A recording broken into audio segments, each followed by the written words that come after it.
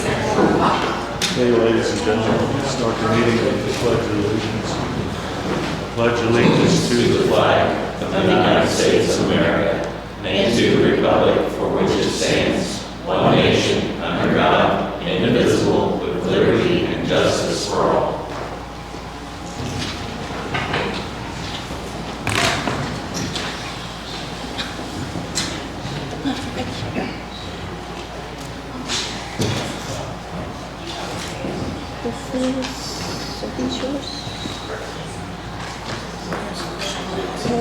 So this is what needs signed. Yeah. The first item on the agenda is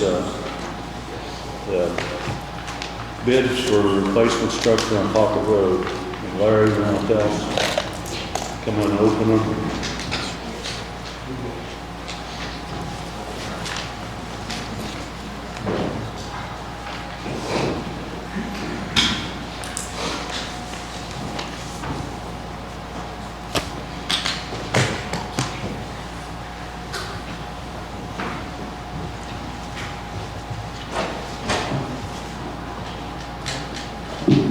You want to use that? Oh, that's all right. She's getting in the... I got it. Maybe I just pocket opened her. There, see that? That's what I was doing back there.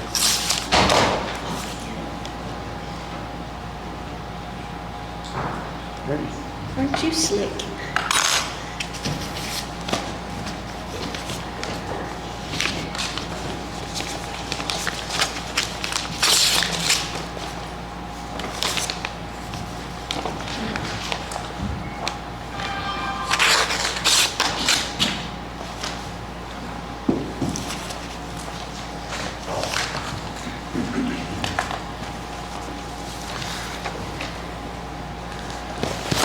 These are bids for Bridge 69 on Pocket Road.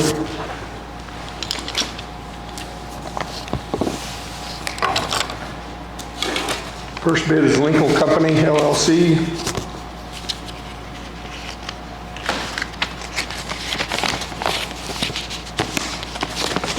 Bid is $173,500.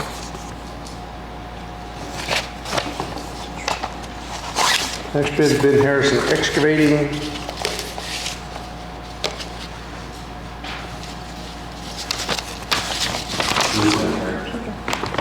Ben Harrison Excavating,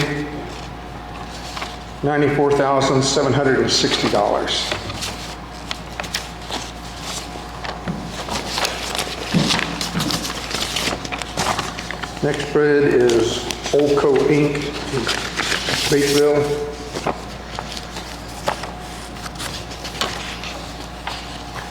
Bid amount $173,000 even.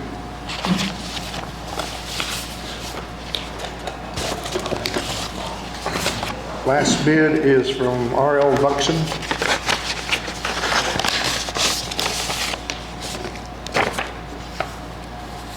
Bid is $278,185. So I'd like time to review the bids and get back to you. Yeah, go ahead and review them at the end of the meeting. Get the recommendation. Sounds good, thank you.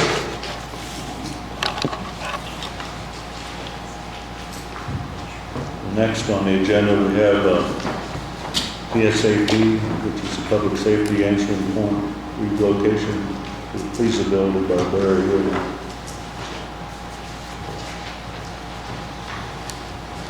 Good morning. I appreciate the opportunity to be here and provide you an overview of the feasibility study that you hired my company to do for consideration of relocating the PSAP from the jail to another location.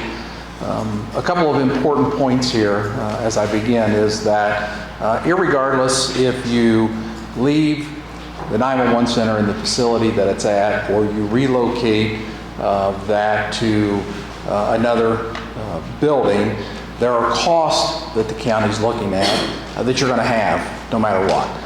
Some of the equipment that is being used in the 911 center is either near or at end of life and is ready for replacement and an upgrade. And it's not an upgrade because it's something that needs to be purchased because we want something new.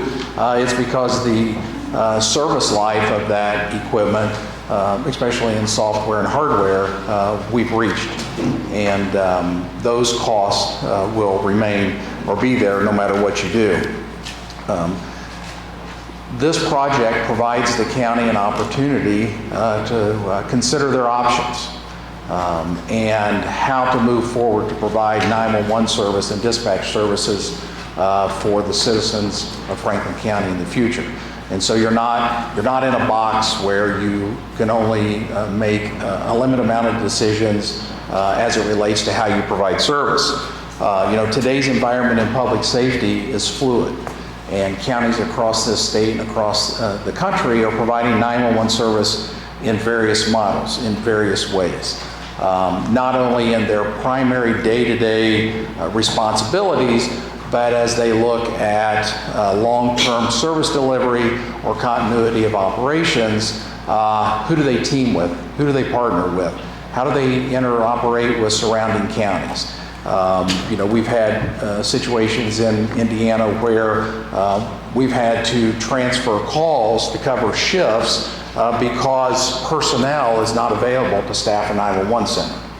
And so we send those calls and radio traffic to another county to allow coverage for public safety purposes. And today's technology allows you to do that. And as new equipment is purchased or considered for purchase, that's something that decision makers here really need to consider and understand. The equipment that they may purchase, how does it interoperate with surrounding jurisdictions? Because you're going to be potentially spending that money anyway. At the beginning of this project, we were asked to look at two facilities. This facility and what I'll refer to as 1020, the small building in front of this building. And in our analysis of both buildings, a choice between the two, 1020 was the best option. This facility provided some difficulties in infrastructure, accessibility, and use for a public safety entity. And so our recommendation was to prioritize 1020, in which the county did, and I understand that you're in some process to acquire that real estate potentially. And so that's where we shifted our focus to in this feasibility study. Understand the costs that are in this report are budgetary in nature, meaning that they're subject to change. In the world we live in, infrastructure is expensive, equipment is expensive, and building materials are expensive and are ever changing. So while this report is today's or recent past pricing, if you choose to move forward, those things would have to be approached in securing quotes or competitive bids for some of those elements. And it's potential some of those could be less than what we're projecting. The beginning of the report is basic information to help support why you should consider moving the PSAP out of the jail. I told you in the first meeting that I was at that is not ideal. It is historically the way dispatch services were done, but the responsibilities put on PSAPs today and put on jails today, it is not in best practices to be using the same person for two different public safety disciplines and then ask that civilian employee to prioritize who the most important is. So there's information in here that talks about best practices, that talks about industry standards, to give you that additional information to allow you to not simply make a decision based on the dollar amount, but it's based on service delivery. There's a section in there on training for the PSAPs and what now is required under state law. And that would be in addition to the mandatory training requirements that is put upon the sheriff for jail personnel. and having 2 sets of mandatory training requirements on one person has the potential of pulling that employee out of a seat for excessive training and not being in a seat being paid to provide a service, meaning that John's overtime budget potentially is going to go through the roof if he has to backfill that seat for dual role training.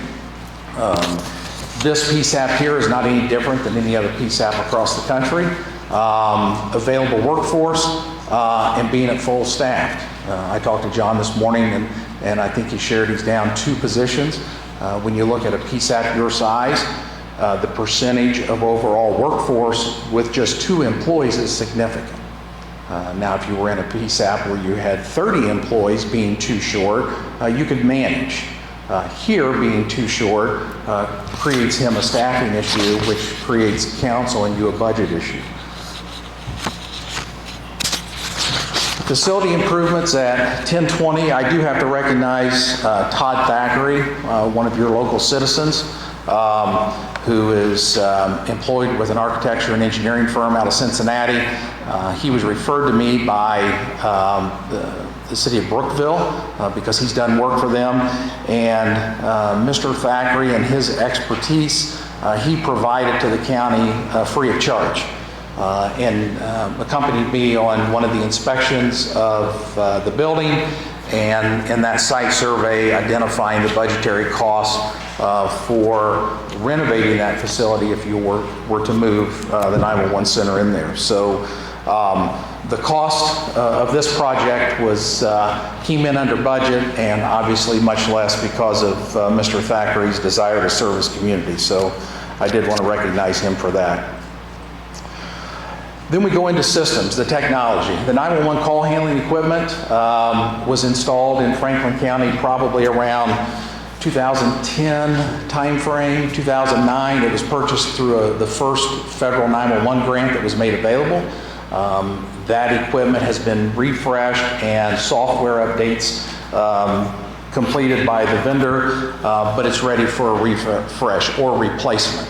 And in this potential move, that would be the time to do that. In the cost allocations for the call handling equipment, there is individual pricing to replace the 2 positions that you have and the potential of adding a new 3rd position if that decision were to be made. That's one of the things that has to be done no matter where the 911 center is located. Land mobile radio, I will tell you that it's the first opportunity I've had to work with your vendor out of Cincinnati, Mobilecom. I've found them to be a tremendous communications company and is providing a service second to none to Franklin County. The technicians and the service level designed an unorthodox communication system in Franklin County because of your terrain here, but it works. There again, some of that equipment is at end of life and aged, and we're not talking about the equipment in the 911 center or the sheriff's department because that is all relatively new, but it's some of the remote transmitter sites and how the 911 center reaches the tower at the county park. In addition, during this project, there was either a power surge or a lightning strike at the county park, and you're going to hear from John here in a little bit for the cost of replacement equipment that's not included in this project, but it's a quote for equipment that you have to replace. If you want your sheriff's deputies to communicate, and you want your town police and your fire departments and EMS and the 911 center, that equipment has to be replaced. It was end of life. Either the lightning strike or the power surge took out the power supplies, and Mobilecom was able to cobble together a temporary fix to allow your public safety agencies to be able to communicate. The cost you hear from John in that quote is not factored into the LMR section of this report. Some of the pieces of equipment were given a budget allocation based on industry costs that we would estimate it would take to buy a piece of equipment. other pieces, there were quotes provided by your vendors. In the report, anything that's a budget allowance is just that. It's an allowance to be able to purchase a piece of equipment. That could potentially come in less than that. With cost increases, it may be slightly more. We just don't know based on the timing. The audio recorder, the UPS system, the workstation furniture, the chairs, office furniture, wall monitors, equipment room racks, IT work, administrative telephone systems are all identified in there with budget allowances. There's a contingency included in that as well. In that report is an itemized cost allocation from Mr. Thackeray. That building, 1020, doesn't matter if you buy that building and you complete that purchase and you put the 911 center there or you put the auditor's office there. It doesn't matter what county office goes there. There are issues around that building that are going to have to be addressed. The drainage around the outside of that building, because water flows downhill. So everything from this parking lot and out of this grassy area and the new parking area flows in or towards 1020. The drain systems there may or may not work, but we do know that that, along with the gutter system, there has been water in the basement of that building at some time. It's damp. And so that drainage stuff is going to have to be fixed. The roof needs to be replaced on that building. It's not leaking, but the condition and the age of that, Mr. Thackeray has recommended the replacement of that roof. One of the most expensive items in the renovation of that building is all the glass. If you put the PSAP in that building, all of that glass has to come out. And those open areas will be blocked up. There'll be some glass at the top that's opaque that you can't see through, but we have to harden that facility and make it secure for public safety purposes, in as much as the state police will require it for IDAC certifications as the terminal agency. You can't see in that building. If you put another office in there, not necessarily the case. You know, the town utilities are in there today. The savings that we have potentially identified in putting the PSAP in that building would be some equipment would not have to be duplicated. Great Plains, your fiber provider, has provided us the option of connecting back to the Sheriff's Department through fiber for connectivity to the computer-aided dispatch server, potentially the audio logger, and the radio system. And so that would be a cost savings to some degree in this project.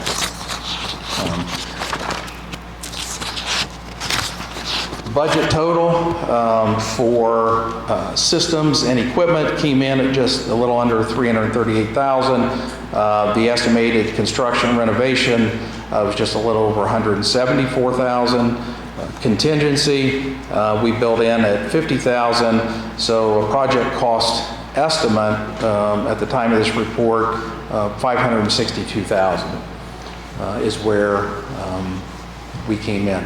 We're relatively confident in this number based upon other centers that we've renovated, other centers that we've built and equipped, that figure puts us in on a solid foundation to be able to make an informed decision what you do. Do you stay where you're at, purchase the equipment you need to purchase, provide service in a manner that's not in best practice? Do you move to that facility, renovate it, equip it, and operate from there? Do you think outside the box? Do you build a new facility? You know, what options are out there for you and council to make moving forward? So with that, I'll answer any questions that you might have.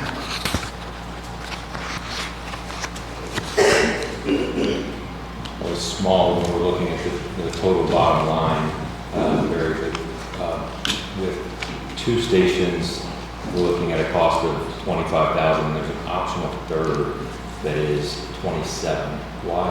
Why is that third station so much more expensive than the first 2? Because the first 2 are refresh, so they are utilizing the same hardware. It's an update in the software and the maintenance. The third station is all new. Okay.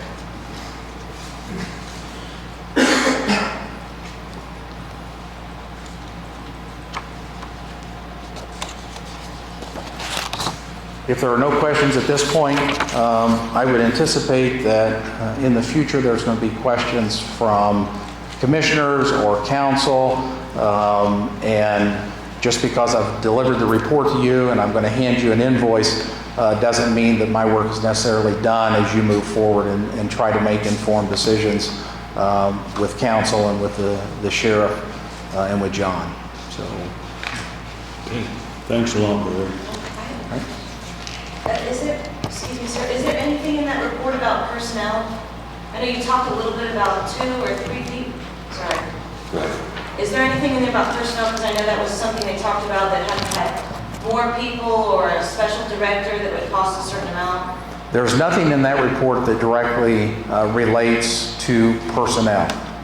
The conversation in Franklin County as it relates to naming a director that would operate as a department head was tabled several months ago to accomplish this first task. And where that conversation stands, I don't know.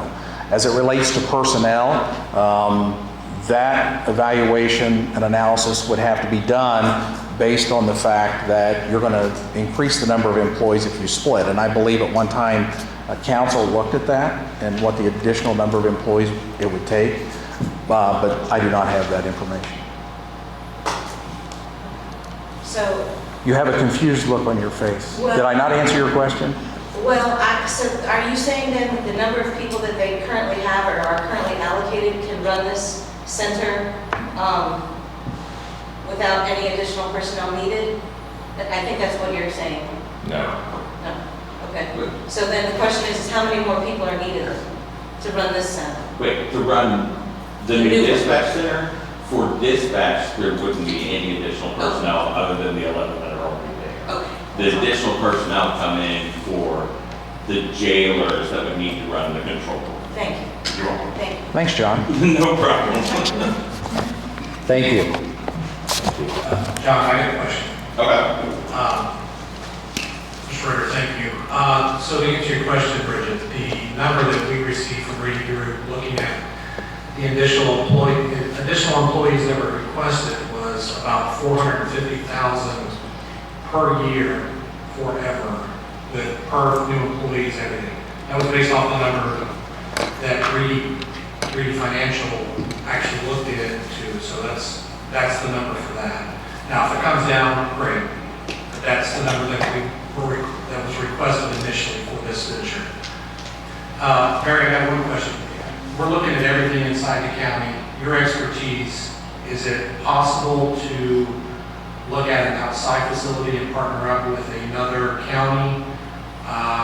Maybe kind of like we do some other services. Can we send our 911 to a different county and have them manage it, and then we just pay for it and then feed it back into this county? I hate to turn my back to you, but I want you to hear my answer. Is that yes? And when we talk about unorthodox thinking or thinking outside the box, there is in Indiana there are 2 counties who have operated a single 911 center across county lines under an interlocal agreement for a number of years. Small rural counties in western Indiana. And it works there, the technology works. There are pockets of conversations around the state about other counties considering that based on budgets, lack of revenue and lack of employees. We have some 911 centers around the state that we've come nearly close to shutting the lights off and transferring 911 calls and radio traffic to an adjoining county because of staffing. And there's another county where we actually over the midnight hours, flip the switch, turn the lights off because there's not enough staff, and we send all the calls and radio traffic to the adjoining county.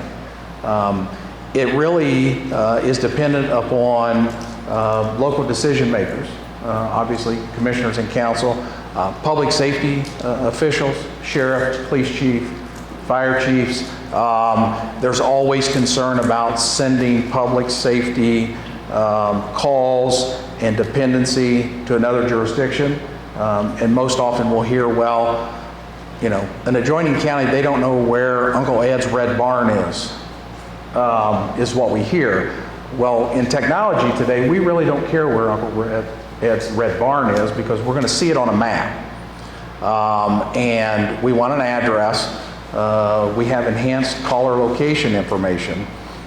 So the conversation then really shifts to safety for first responders. And, you know, is the sheriff's deputies going to get the same level of service that they get today? Or are they going to get better, or are they going to get worse? Same with fire, same with EMS. So that's a lengthy answer to, that's always an option. But it's dependent upon local decision makers as to what that looks like and who could you partner with. You know, in Franklin County's situation, you have a CAD system.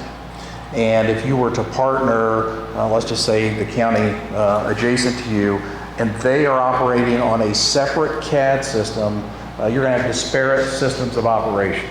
And somebody's going to have to change. Now, those vendors will sell you a patch and they'll tell you that'll integrate, but that's not always the case.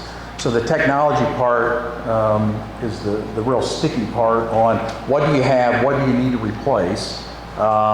Radio systems, not so much for the counties that are operating on the state's 800 system.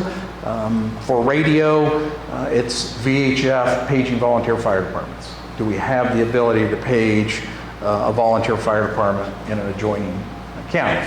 Some locations do, others don't. So that's a lengthy answer to your question. Okay. I think so if we're going to look at that, now's the time, because if we're going to buy new equipment or whatever, we can easily partner up with somebody. If we're going to be fixing a radio tower, you know, we're going to be moving our 911 system. Now's the time to entertain that and look at that, and then if for some reason it doesn't work, then we proceed with this plan. I think Franklin County is well positioned to consider all options by all stakeholders. And when I say that, I mean outside of this room.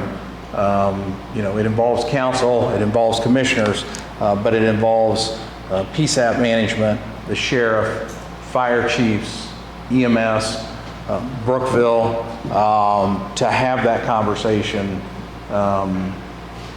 and not just based on dollars and cents today and in the future. Thank you. Thank you, Barry. Thank you. Okay, John, you're up next, I guess, for the mobile phone radios. Morning. Did you guys get the contract that I had sent over from Mobilecom about the base stations at the tower that need replaced? Yes. Okay, so this is for what Barry alluded to. There was some sort of power surge that happened at the tower. This is equipment at the tower. It's reached its end of life. It's been past parts repair for several years. We just have been very lucky to continue to be able to utilize it. They have given us an estimate to fix these low band or VHF frequencies. It's what fire and DMS utilize for their pager system when we tone them out. It comes into a little under $40,000 to do all that work. I would like you guys to look at it and go through so I can go to council and request that additional from the 911 funds. Any discussion on this? It's gonna have to be replaced one way or the other. I guess I'm moved to go to council with this appropriation, or Additional. this appropriation. John, do you know if this property is scheduled with our insurance carrier? Would, if it was a lightning strike or a power surge, it would be covered? Amy, do you know if it's scheduled with the insurance company? I don't even know who covers it. Yeah, so the tower, of course, is owned by EMA that we utilize for it up at the fairgrounds. As far, I don't pay any insurance type of thing on it. I don't know if it's a structure covered by the insurance or not.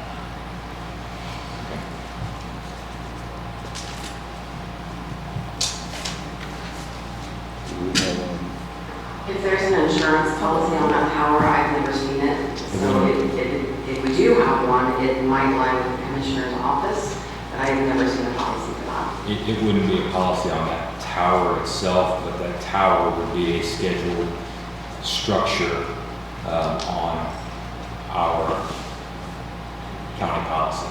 I have not seen that, so I don't know. We can check into that. Cool. I guess before, I need to retract what I said, that we need to check that. If there's insurance money involved, we can go from there. But we will look at this and, Okay. Mr. Chairman, Yeah. I would recommend the delay in equipment, that this equipment is going to have to be replaced no matter what, because it's critical to public safety. That if you delay any action while you look at this, you're going to delay ordering and delivery. So my recommendation, and I've done this in other places, is you allow John to proceed, you check with your insurance company. If council gives an additional appropriation and then the insurance company eventually pays you, you're just going to deposit that back in the fund. Exactly. And Mobilecom, I just talked to them last week. If we sign this and agree to it now, we're looking at least 9 months before we get the equipment, which also means that the temporary fix that they have cobbled together at the moment has to last 9 months also, so. So that's exactly the motion I was going to make, actually, Barry, that we will make a motion that we go ahead and allow John to approach council for the replacement of this Mobilecom equipment. And while we are simultaneously investigating the insurance company. that's, makes sense. I'll second that motion. Thank you very much. Thank you.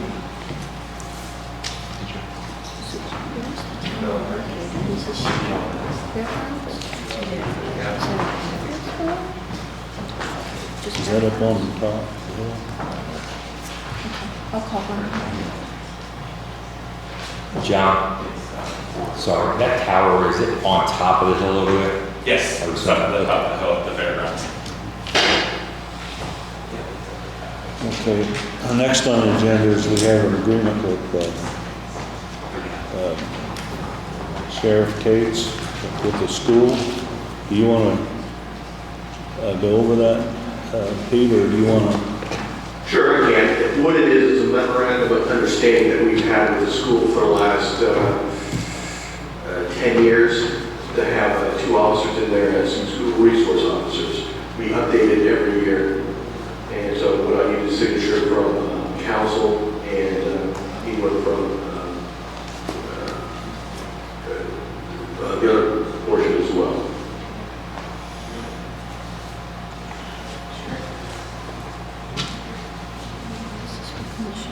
We can have Grant review it if you'd like to have him review it. It pretty much is the same as before, but there's 2 words that were added differently into it. I had a question from the auditor's office come up, and it probably would be good if they take a chance to review it. There were some differences in how the pay was calculated, I think, for off days maybe, or so. I probably should take a look at it. So, okay, it's been recommended by Grant that we table this for, he looks into it further. Okay, thank you. Thanks, Pete. So next on the agenda, we have a petition to vacate Hundley Road. is Jerry Miller. Jeremy Miller? Yep, that's me. I'm Jeremy Miller. My wife and I own property on Hundley Road, and Hundley Road's a dead-end road, and we own both sides of it. So my petition was just a request to vacate the public right-of-way of Hundley Road, just make it a private drive. So we have a map in front of us. What's the length of that approximately? Do you know? Well, there's a little bit more to that. There's Hundley Road goes back and ends at that pink dot that you see, and that's the end of the maintenance. But there's an old public right-of-way that continues through that's not maintained anymore. And I would settle for either. I'd be happy to have the public right-of-way end at the end of Hundley Road where it is maintained. I'd be happier if we ended the public right-of-way all the way up until the end of the parcel at the end of my property there. Okay. Well, before we make a decision, we probably should let Larry look at this and get the history of where we've done maintenance, and if there are is there any other landowner involved as far as, is there a residence on that part that you want to vacate? No, sir. We own all the property that the road touches. Okay. So, in the past, we usually let Larry, the county engineer, to assess that and look at it and see what his recommendation is. Sure. You want to make a motion to that effect? Yeah. I just make a motion that we table the request pending the review by Larry Smith, county engineer, of properties and other right-of-ways that may be involved in the decision too. Okay. Yeah, I'll second the motion. Thank you for bringing that up. Yeah. Thank you. So the next item on the agenda is John Palmer talking about a portable generator that they're proposing to buy with help. Good morning.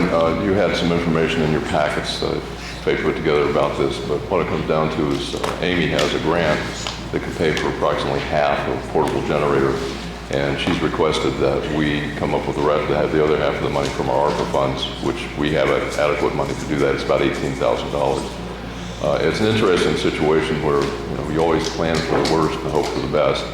But I think this is a good practical thing to do. It's a portable generator on wheels. It has a fuel tank with it as well. And we also sat down with Doug Ludwig yesterday and discussed with him, would these generators actually do what we want to do? And what Amy would like to do is be able to tow it to, for instance, the Laurel Fire Department, and be able to power that building if there was a weather event of some kind where we need to distribute supplies or keep people warm or cool, something like that. And Doug thought that what we wanted to do would be a good use of that piece of equipment that we're looking at. She's had a couple of bids. We intend to get, two or three more. We want to update them as well, because some of the bids were a little bit old, a few months. And but they all came in around $38,000. So we have adequate money from her grant and from the ARPA money to be able to buy that. And this will be towed to any volunteer fire department. So I guess one of the questions I had was, who maintains that, make sure it's ready to use it in the event of an emergency? Who looks after that? I think that's a good question. I think that would probably have to fall to EMA to do that. But I do think that periodically it needs to be turned on, run, checked out, things like that. Just like my home generator is that I have.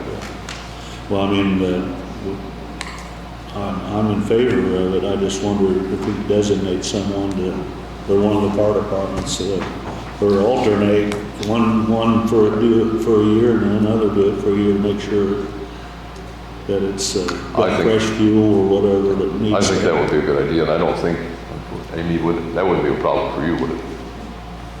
No, that would probably fall under my service agreement that I have right now with Buckeye Power. They maintain our other generators. So they can come out and do an annual check on an inspection on it.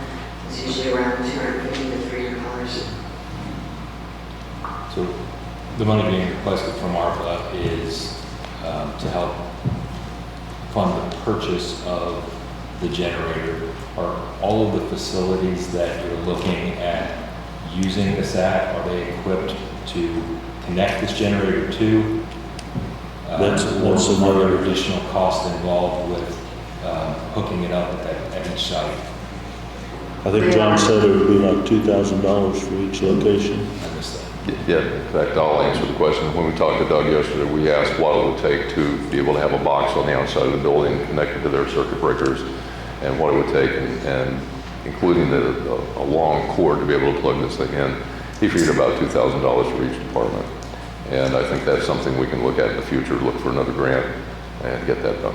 So, if you wanted to include it with this, we could look at ARPA money for that too, but I think right now we're just talking about the generator, but we can look at ARPA money to do this connection as well. I think we probably should do it all as a package, because it really wouldn't do any good if we didn't have it. So let me suggest this, let's go ahead and act on this, and then I'll put together another application to bring back to the next meeting to get the boxes for the different volunteer fire departments. Okay. Sound good? Mr. Ritter, we're all having problems Okay. hearing you. Sorry, I'll try to speak up. I guess I'll move to, that we let John go ahead with the, to help with the purchase of the generator with ARPA funds, and then proceeded another package to put together the hookups it needs to make it functional. Second that. What's the dollar amount? Excuse me? Dollar amount? $18,000 to $19,000 is what we have here after the $20,000 grant. Total $38,000. Oh, so 38. One other thing before I leave, and this was a slash mark that says help. I just want to bring you guys up to speed with where we are with that. We're going to have a meeting with Okra this Friday to talk about accepting our strategic investment plan we were supposed to come up with both for the town and the county, and that's on track to do that. We will get some further guidance from them about what we will do with the next steps, but what we'll have to do is have it come before the commissioners and the council to be approved on the county side, and the town side will have to be approved by their town council as well. One of the things, though, that has come up is that one of the projects that we have is trying to establish a community center / health center at Metamora, and we have a proposal from the people that own the building out there that we'd like to acquire. If it's possible, I would like to have you guys authorize Tom to sign this. How should I put this? It's not a document that locks us in, but it locks in the price on the building. And there's a lot of verbiage that goes with it, but essentially comes down to we have to make sure that Okra's approved it, you've approved it, council approved it, appraisal comes in worth what the money is being offered. And if none of that happens, then we can be released from the agreement. So if you can authorize having Tom sign this after Grant gives his approval on the agreement, I'd appreciate that as well. So we can just lock this in. Doesn't obligate us to buy anything. It just keeps the price from going up. So. Okay. Any other questions? So that authorization is there, or John, do you want, you can. Yeah, I'm sorry. I was having a hard time hearing you, John. What exactly is that? What exactly are we locking in there? What we're trying to do is lock in the price and make sure it doesn't go up. And it can always go down. For instance, if we do an appraisal and it comes out less than the money that's being offered, then we can actually negotiate that price back down. On what item are we talking about here? It's a building in Metamora that I missed that part of where you started there. So I thought we addressed that at our last meeting. we talked about it, but we hadn't done anything on it as yet. We had to actually work out the language with people that want to sell the building to make sure that they're not expecting things that we can't do, and we're not going to obligate ourselves to do something that we're not allowed to do by law. So they just want a good faith commitment on our part Yeah, at this point, we're just saying we're willing to pay that price if all of these stipulations are satisfied. And Grant's been in communication with them for a bit. Just got a final document last night. He's taken a look at it, but he hasn't signed off on it completely. And I don't want to sign off on it until he says it's okay. But Which funds is this ARPA? no, this is the help money. Okay. This is completely different. But it's a point where it's a building that is well suited for what we want to do. But I don't want to completely obligate us until we're sure the building's right as far as inspections go, appraisals go, and things like that. We have to do all that still.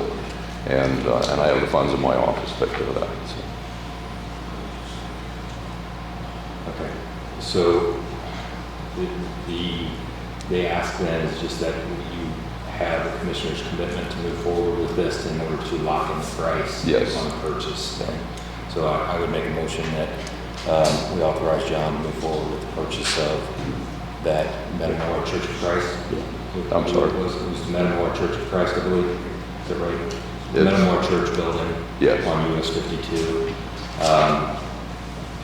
With help money. Yeah, I'll second the motion. Thank you, This gentlemen. this doesn't obligate us, it just lets you move forward, correct? Okay. Yeah. Thank you, gentlemen. I appreciate that. Thanks, John. Thanks, John.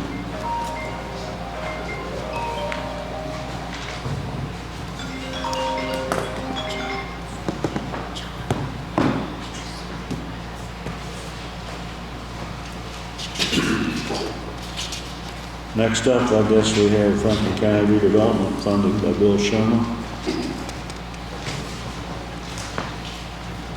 Good morning. So the redevelopment commission in 2020 is going to be setting up a TIF district, a residential TIF district up on the Reservoir Hill as part of the agreement with that grant that we have received.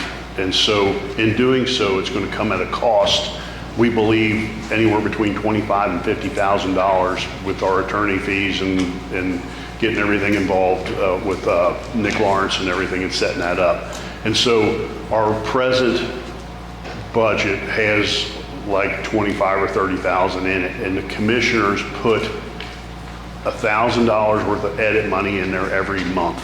So we're grabbing 12,000 bucks a year, let's just say. We're going to need additional revenue in there. When we went to council, we actually put a line on there of $100,000 to be spent. We don't have $100,000 in there, and council doesn't put that money in there. You guys put that money in there via edit. And so I'd actually had an opportunity to briefly talk with Mr. Wilson about it, and my suggestion was going to be, can I ask the commissioners to change that from putting in $1,000 a month to change that to putting in $5,000 a month? And that'll get us to the point where we really, I think these costs will come into play actually after the first of the year. In order to create a TIF district, you have to create it within a physical year, and we don't have the ability, we believe, left yet this year to accomplish it. We may get things started and rolling and into play, but the laws have changed in the way it's handled, and you have to do it within a physical year. So we would ask for the first step the redevelopment case would be in January, but we're trying to get the revenue there. And so we're basically asking commissioners to change that number from 1,000 a month to 5,000.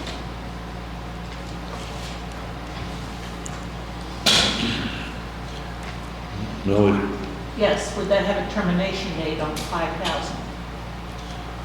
That's, you guys can pull that plug anytime you wish. Once we get enough in there, I mean, we were sitting on approximately $40,000 at one point. And so in our budget, we don't spend $2,000 a year. We're lucky to get to where we got. It's from putting that 1,000 and 1,000. But when we get to a point where we don't need it, I agree with Millie, we could end that, yes. anybody else have any input on this?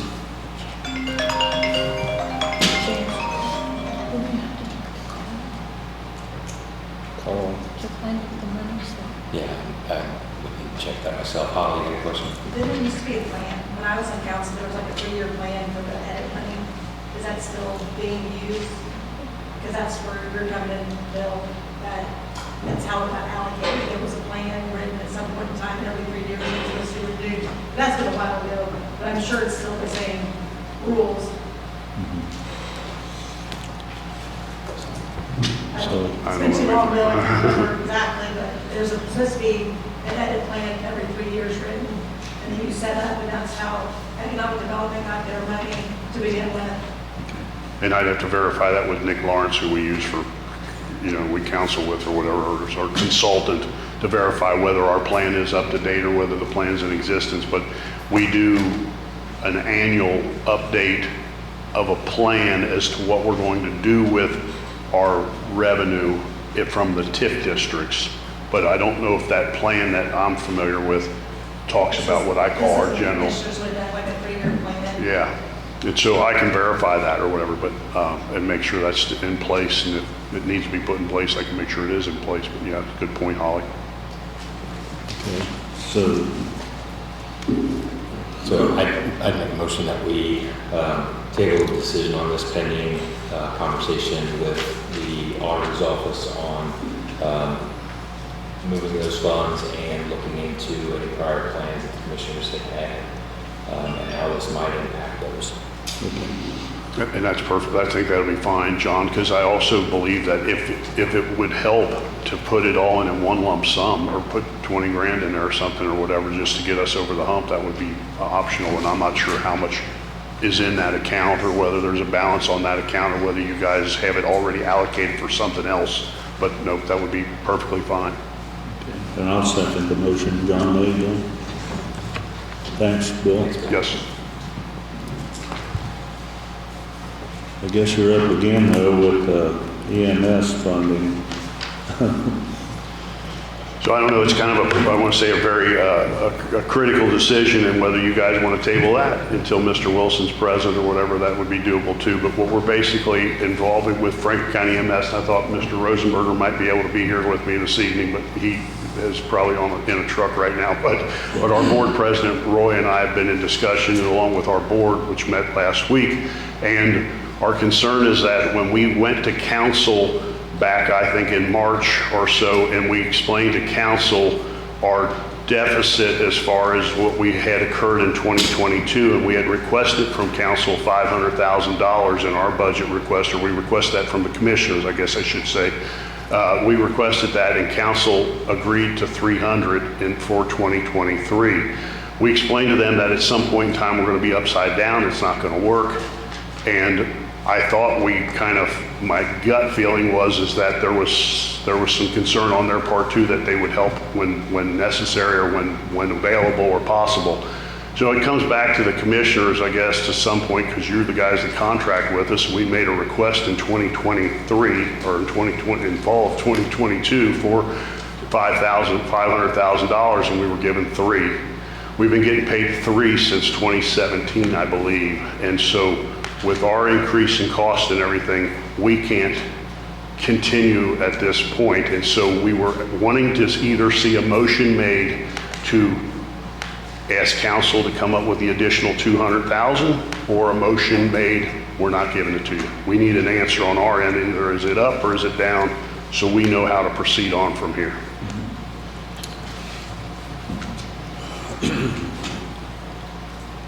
So one of the things that I asked, we met several months back on this bill, and we had talked to Tom about putting together a contract and a wish list for what we need you guys to cover. So until we have that in place, and you and I have sat down and looked at the numbers as far as paid services and such, but until we have a contract in place for for next year, or at least a contract for you to look at and be able to sign, I would have a hard time asking the council to appropriate anything additional until we know what it's for. What we're going to be able to get with that additional money. So we need to get that done before we can ask for anything additional at all. So my answer would be that we're not talking about money for 2024 at this point, so where the contract comes into play as to what we're going to be talking to you about in 2024. We're talking about a deficit that we're encountering past. So we asked for $500,000 in 21, we got 3. We asked for $500,000 in 22, we got 3.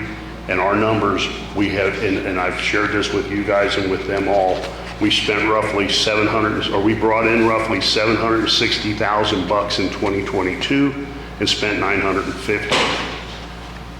Our reserves are spent. We currently have 2 employees who are not paid as well as they should be, and we have attempted to get a 3rd and even a 4th. We've had them, they've left us for jobs someplace else that paid more money, that run the ALS, the Advanced Life Support System. And so what we have done in the past few weeks is we've been paying overtime, as much as $32,000 worth of time and a half to those two of these individuals who've been keeping this thing afloat. Our contract that we presently have in place tells you we'll keep that ALS service in service to the best of our ability. We don't have the ability to keep it in service. So we're telling them, when you hit 40 hours, throw the keys on the dash and go home. We never did that ever. So my point is that you put the county's public safety in jeopardy because we can't do it. You can't get any more, the glass of water is empty, okay? And so that's where we're at on the situation, but it's fine. I'm good with the idea if you guys want to table it or do whatever, but to answer your question, John, nobody's going to give you anything more for this 200 grand other than what we've already agreed to give you for 500 grand in our request last fall. So we've made a request for 5, we've only gotten 3.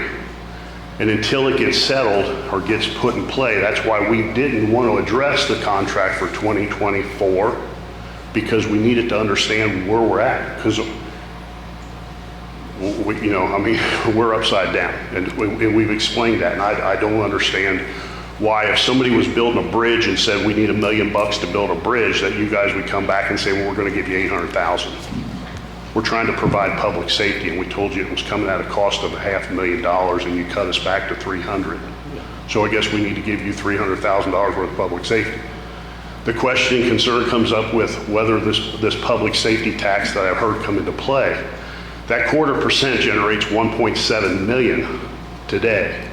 And then they want to increase it again by another 0.2%, which will probably create I think it's 0.25. Now it's creating 1.7, so you're going to be under 1.7, you're going to create 1.5. So at some point, Franklin County is going to be paying over $3 million for the purpose of public safety. And I'd be interested to know how many people feel any safer tomorrow than they did yesterday.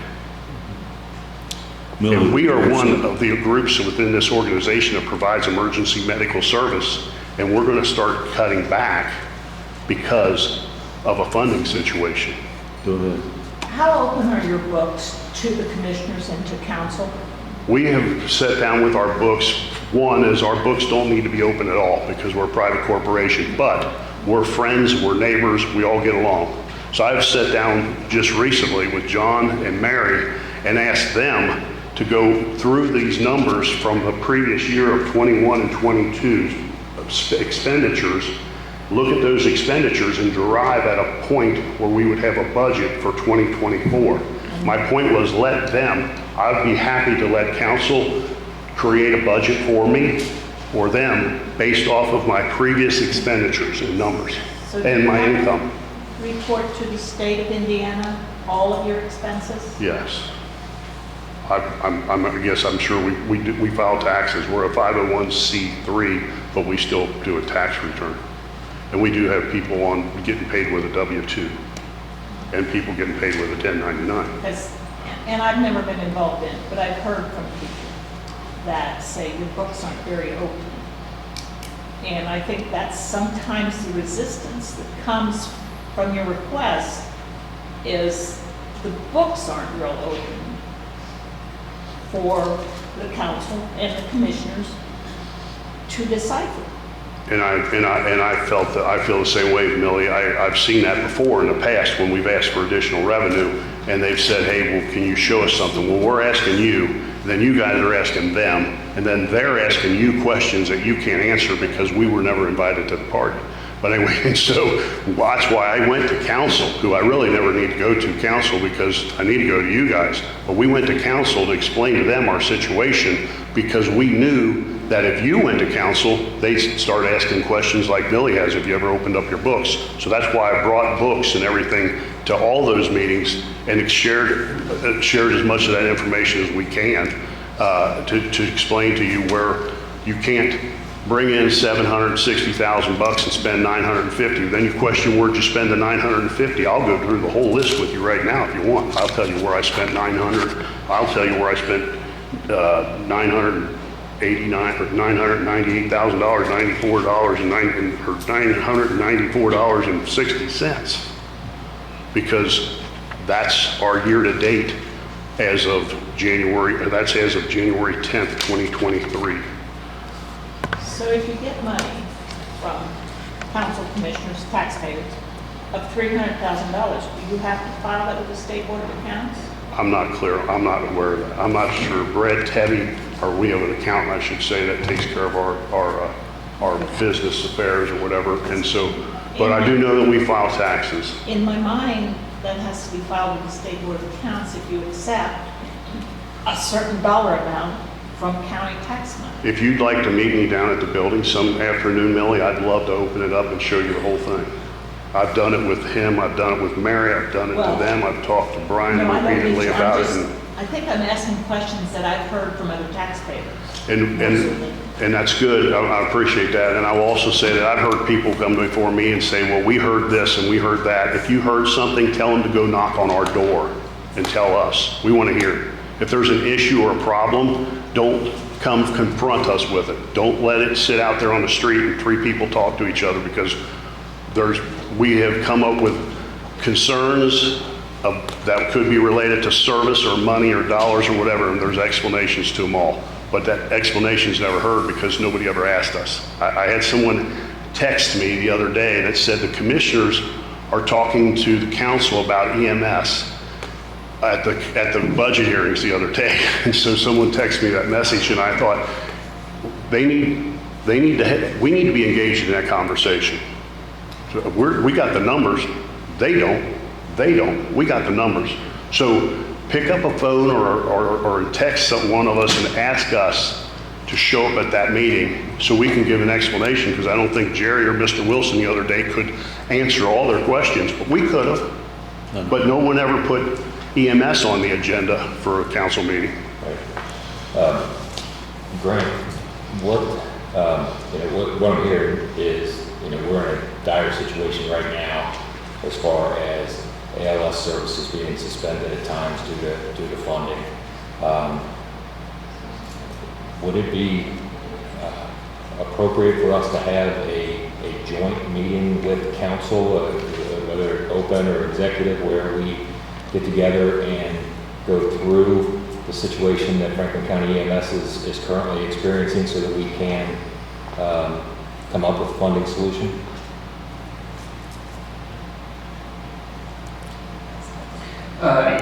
Yeah, you can schedule a joint meeting.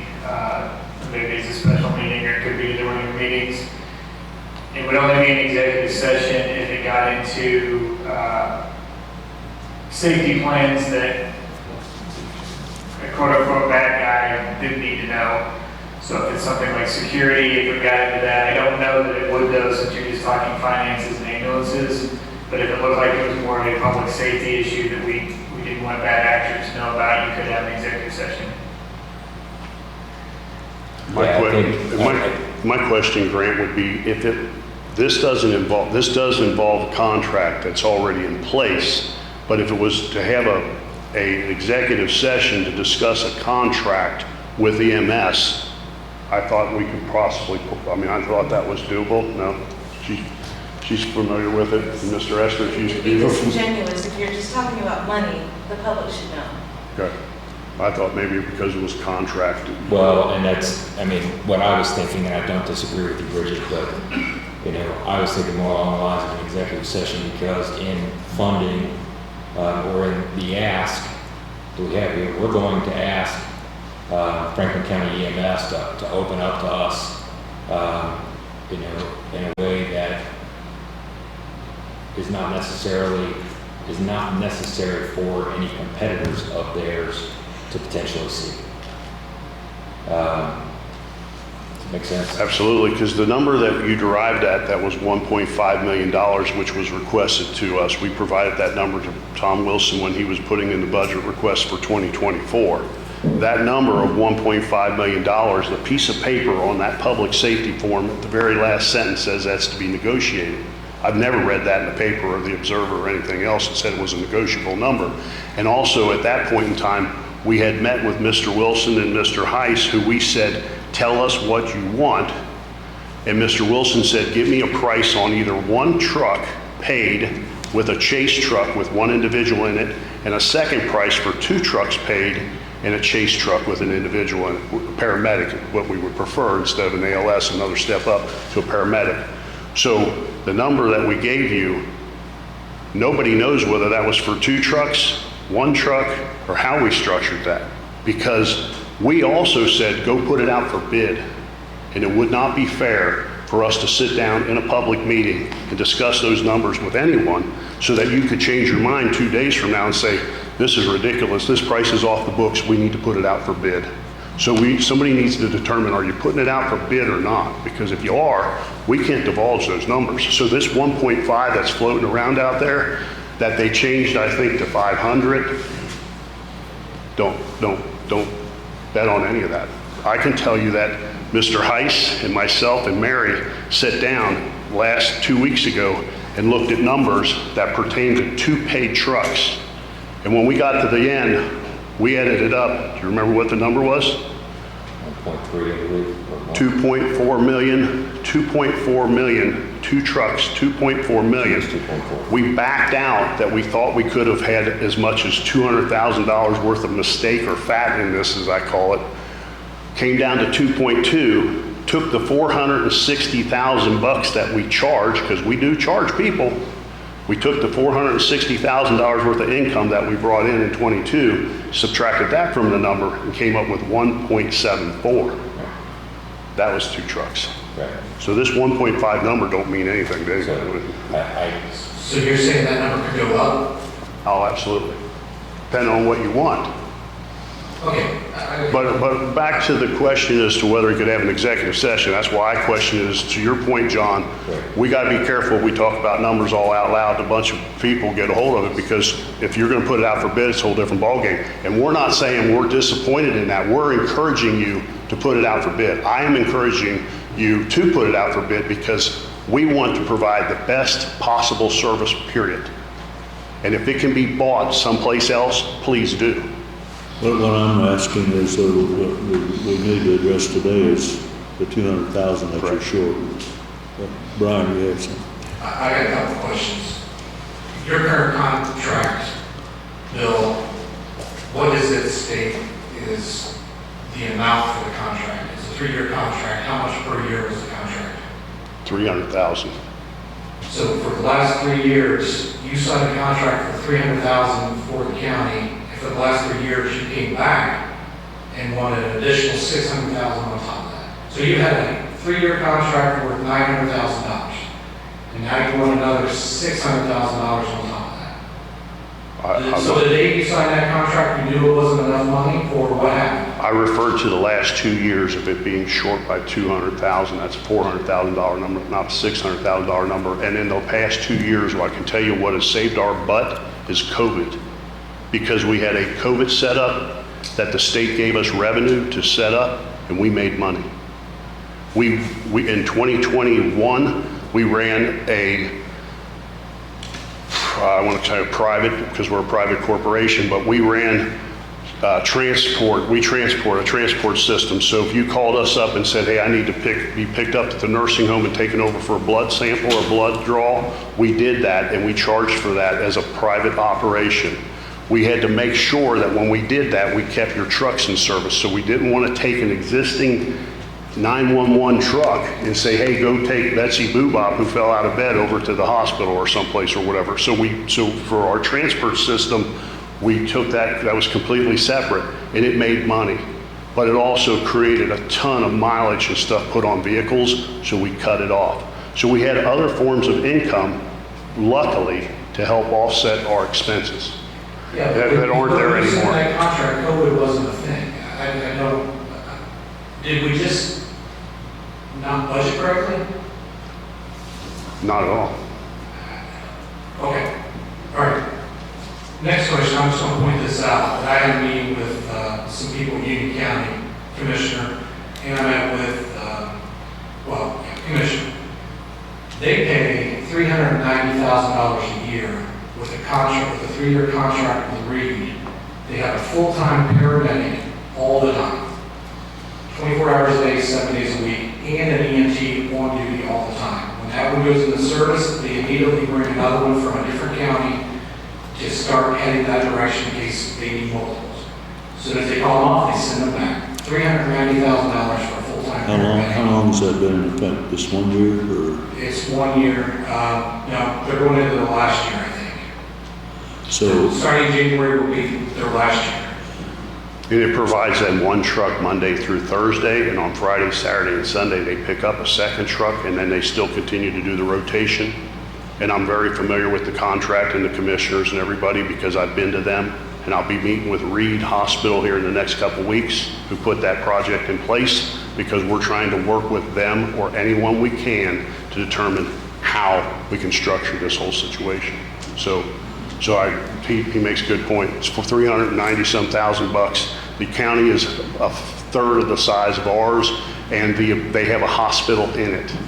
Medicaid and Medicare, we met with our billing company. We're trying to find any angle we can. 2 weeks ago, our training officer and our office department met with the billing company that we use to bill people so that we could try to determine if there's anything that we're losing. Are we missing something here? And one of the things that I discovered that I never knew before is that we actually get paid a little more from Medicaid and Medicare because the county don't have a hospital in it. I never knew that, but we get a bonus because we don't have a hospital in our county.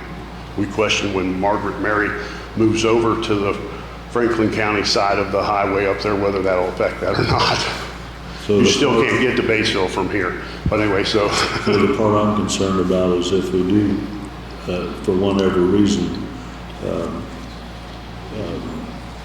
get a contract with a person out of the county or with an organization out of the county, that maybe for a year or two it'll be a certain price and then it goes up a lot after that. If we get that our own EMS go, there's no getting it back probably. That's my opinion, but Barry, go ahead. Barry Ritter. My company is doing a statewide EMS assessment across the state. This conversation is not unique to Franklin County. It's interesting that the only discipline within public safety that's not required or until recently a funding source was provided is EMS. You have to provide law enforcement, you have to provide fire, but there's not been any requirement for EMS. This same conversation is taking place, and this gentleman is correct. There's no money to be made in 911 emergency response trucks. The money is made in interfacility transfers. What we're finding across the state is not enough trucks available in jurisdictions. He spoke to not having enough paramedics. We're losing paramedics and EMTs across the state drastically. That is causing counties to have conversations about how do we provide EMS service moving forward with fewer trucks and fewer employees, but yet providing an increased level of service. And it's expensive. Companies are competing for paramedics amongst each other.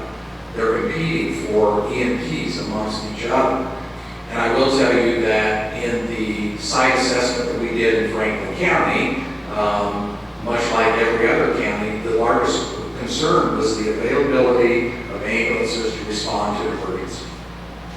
And so as you're considering funding for EMS, you really need to consider how many assets do you need? What's appropriate for the population? What's appropriate for the call load in addition to what can you afford? That's a much larger conversation. That entire conversation is pushing or driving these counties into a competitive process because the ambulance, privately owned ambulance companies across the state who have done it for nothing, and there are those across the state that provide ambulances for nothing in the past, or a $300,000 subsidy, are finding that when it goes out to a competitive bid, those private services can no longer do it for that rate. What it does for the county is it allows you to pick and choose the level of service that you can pay for and that you're comfortable with. And the vast majority are at the ALS level.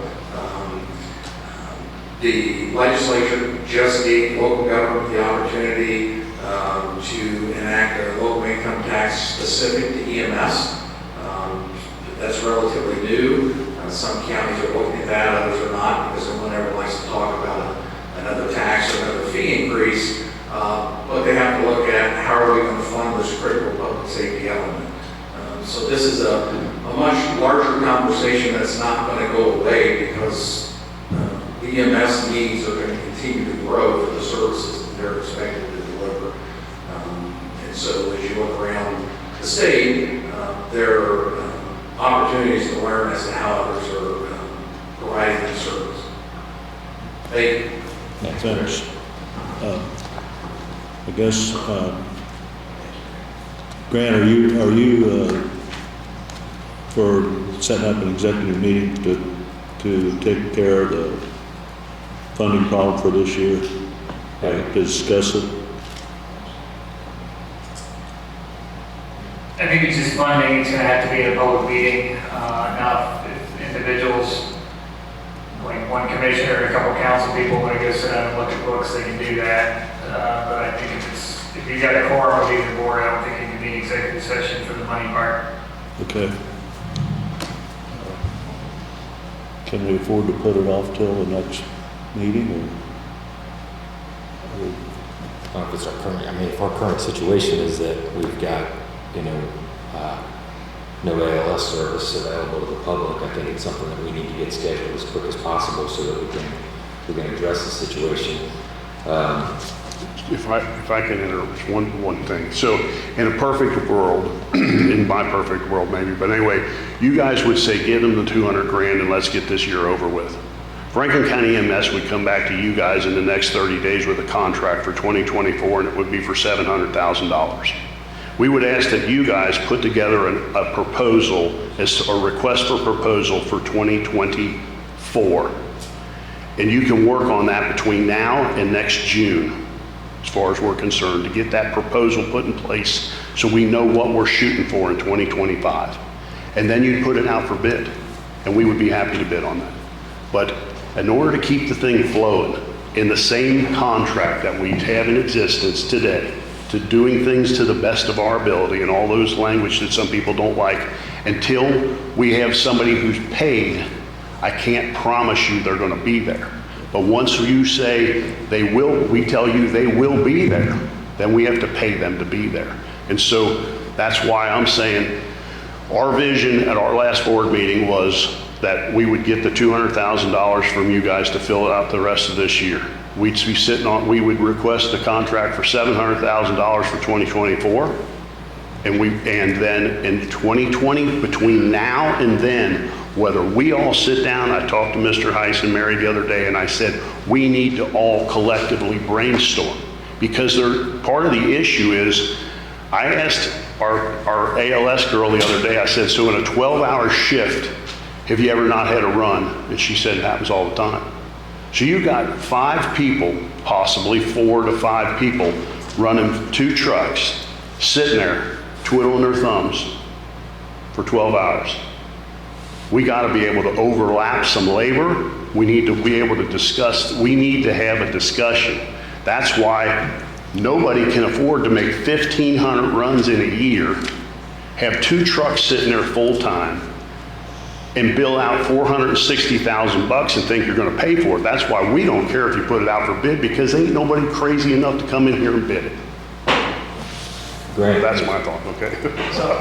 Just to back up and clarify, Grant, if we're not making a decision concerning money, or we're not talking about the county's money, but we're asking if we were to have a meeting and ask Franklin County EMS to come to us and open up, so that council commissioners can ask questions of them and their business, could that be an executive session meeting where we do that, and then, any decisions that we would make would be held later in a public meeting? No, the only thing I think of that would fall under something like looking into finances would be an economic development prospect, which that's not here. Maybe do a special meeting where you talk afterwards, or you say you can go in batches and look over things if they're willing to do that. But there's not anything that really accepts something like that. Go ahead, Okay. Brian. My question is, so Bill Shermer, Franklin County EMS, is a subcontractor for the county. Can you hear me, Jerry? Yeah, then I can now. Okay, sorry. Bill Shermer, Franklin County EMS, is a subcontractor that is hired by the county commissioners. We want to work with them, okay? I want to ask a question to Barry, or Mr. Ritter. How quick could you get a proposal together that we can put out for bid? You probably got a half a dozen of them laying around. You can just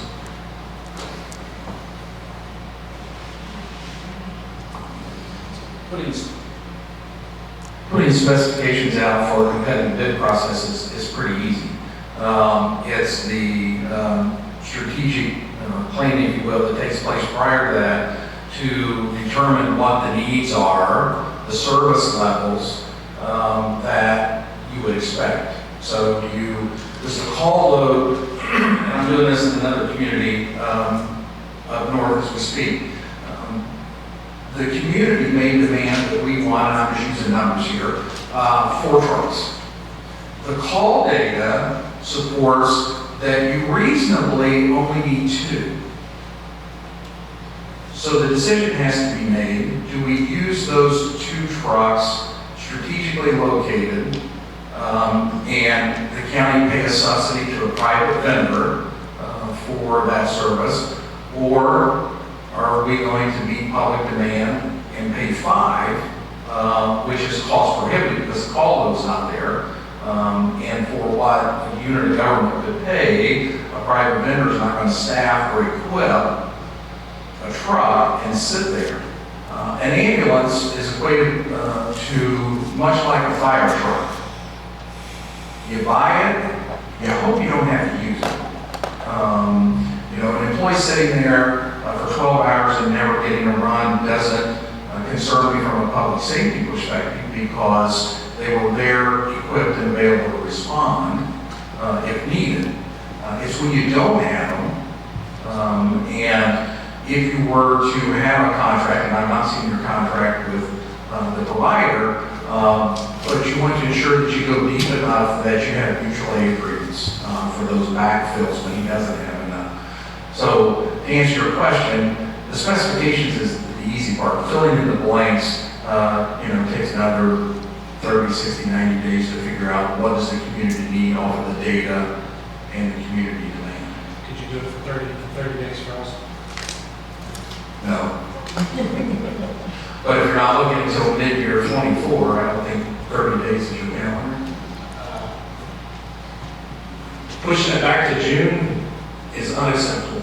Hey, In my opinion. no I don't problem. see any point in doing that. I want to say one thing, we have to pay Barry to do this. I mean, we have to approve if you ask him to do this. You know what I'm saying? Okay. Yeah. I think his fee is not going to be astronomical to where, if we know what we're getting, we need something to put out the bid, is what I'm saying. Instead of just kicking the can down the road for another year, this should have been done. This absolutely should have been done already. And I know Commissioner Wilson was in charge of this. The people's lives are in danger right now, and I want to make sure that they are protected. we continually kick the can down the road. Now, my understanding with talking with different EMS providers throughout the county, when you leave a volunteer system, and these volunteers are getting paid, okay, currently with our contract. So I don't know why we call them complete volunteers, they're getting paid. So we need to get a bid out as soon as possible. You two are sitting right here. One of you have to make a motion. I'd like that request of Barry. We hire Barry as a consultant to put us a bid together, a package, so we can bid out for our EMS system. That's as simple as that. If you need extra funding, we have a meeting next Tuesday, and I will fight like hell to make sure that you guys can get that bid out, so we can make sure we have the best service for the county. Brian, I don't disagree with you at all. I think you know that. We do, I think what we need to do, if it's possible, Brian, is to make that next meeting of yours a joint meeting, so we can talk about this and move forward, get this done, whether it's contract with Barry, funding for EMS in order to stop, in order to fix the situation that we're currently in. We need to talk about that together. And I agree with that. I believe, Bill and Roy need to be there if they can, and to lay it out in the public. It has to be a public meeting. I think Bill has laid it out 100 times. He don't have enough money.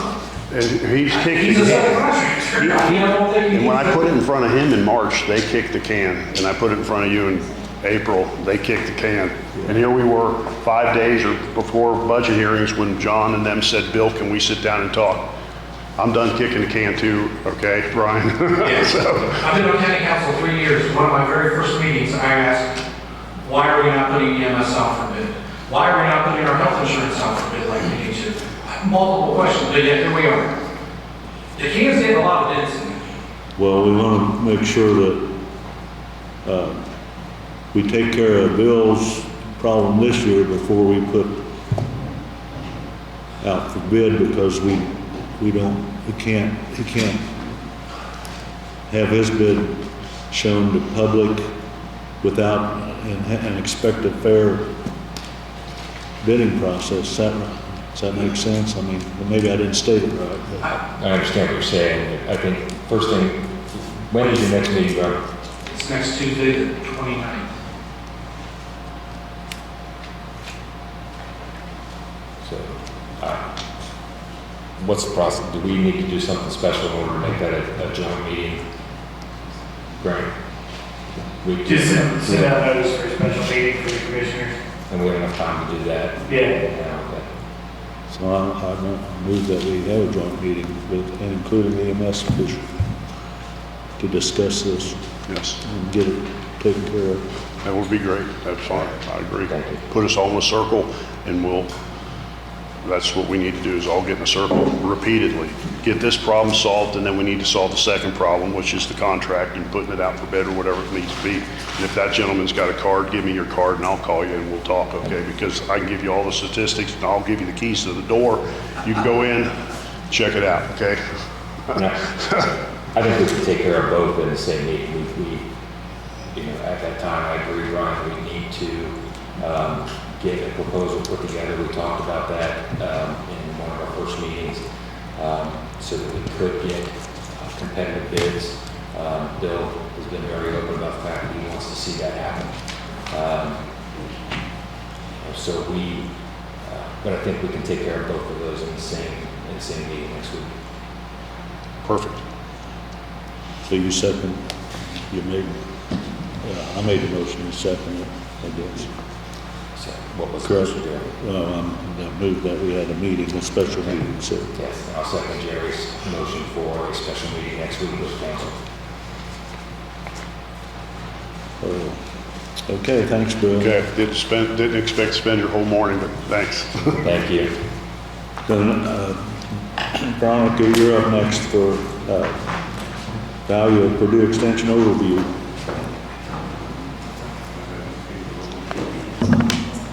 Hello. Hi. Good, almost afternoon.